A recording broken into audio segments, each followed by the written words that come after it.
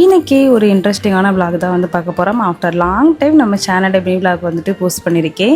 ஏர்லியராகவே காலைல எல்லோரும் எங்கே சேர்ந்து கிளம்பிட்டோன்னு பார்த்தீங்கன்னா அப்பா வீட்டு குலசாமி கும்பிட தான் வந்து போயிருந்தோம்.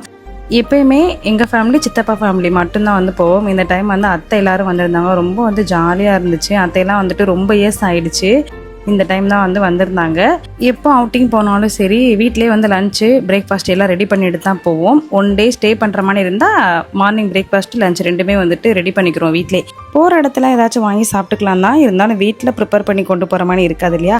நாங்கள் வந்துட்டு பிரேக்ஃபாஸ்ட் அண்ட் லஞ்ச் வந்து பிளான் பண்ணியிருந்தோம். நைட்டு வந்து லேட் ஆகிடுச்சுன்னா டின்னர் மட்டும் வந்து வெளியே அரேஞ்ச் பண்ணிக்கலான்ற மாதிரி தான் வந்து செட் பண்ணியிருந்தோம்.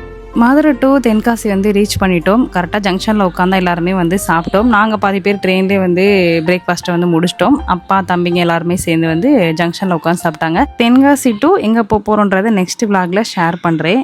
அங்கே போகிறதுக்காக கேப் வந்து புக் பண்ணிட்டோம். ஏன்னா குழந்தைங்கள வச்சுட்டு வெயிலில் பஸ்ஸில் ஏறி இறங்க முடியாதுன்றதுக்காக இந்த ஃபெசிலிட்டி வந்து எங்களுக்கு கொஞ்சம் ஓகேவாக இருந்துச்சு. போகிற வழியிலே ஒரு டீ ஷாப்பில் வந்து நிப்பாட்டியிருந்தாங்க. சீரியஸாக அந்த ஷாப் பார்த்துட்டு ரொம்ப ஷாக் ஆகிட்டேன்.